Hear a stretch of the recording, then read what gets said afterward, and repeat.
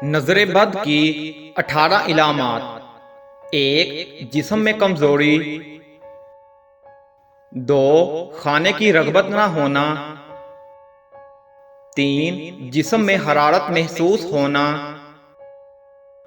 4. کثرت سے پیٹ میں گیس بننا.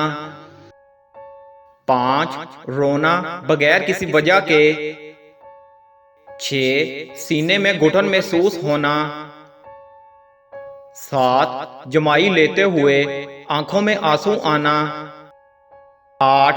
سست رہنا، کام کی طاقت نہ ہونا، کبھی چکر یا الٹی کی کیفیت. 9. دل کا دھڑکنا اور بے چین ہونا. 10. سینے میں گھٹن. 11. سر میں درد رہنا. 12. بدن میں درد کا گھومنا. 13. نیک اعمال سے دور بھاگنا.